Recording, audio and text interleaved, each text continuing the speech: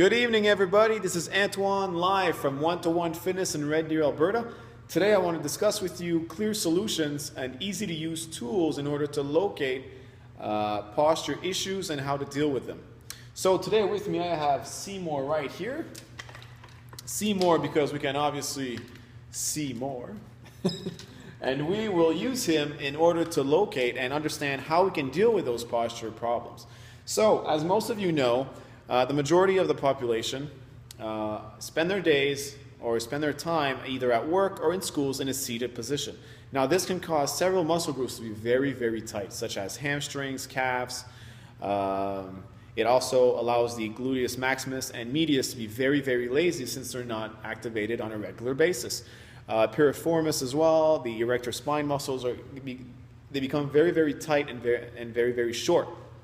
So what you want to do is use this concept that we developed here at this gym in order to easily locate what you can do to fix these issues. So let's take the example of hamstrings. If hamstrings are tight, they're going to pull down. Since they're attached to your pelvic, they're going to pull down on your pelvis, creating a posterior pelvic tilt. So if this is tight, it's going to bring this down. Now, this usually happens a lot to people who work in desk jobs, and after a while, it can create a lot of lower back pain. So, the concept that we are using here today in order to locate these issues is if we look at Seymour, let's say that we're taking Seymour as our #1 client. On the frontal plane, so imagine there's a line going right through Seymour. So this is Seymour's. Let's use this as here. So we want to use this. We want to do a kind of a graph right here.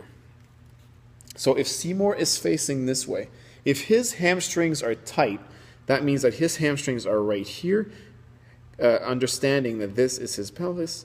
So this is tight.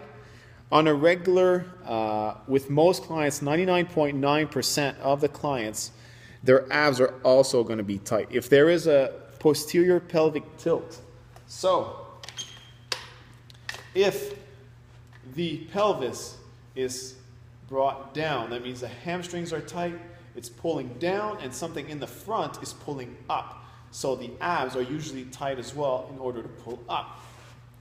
So making here that hamstrings are tight and the abs also are tight. So we can safely assume that on the other hand here, the quads, so in the front, the big muscles, the big muscle group in front of the legs, they're too weak.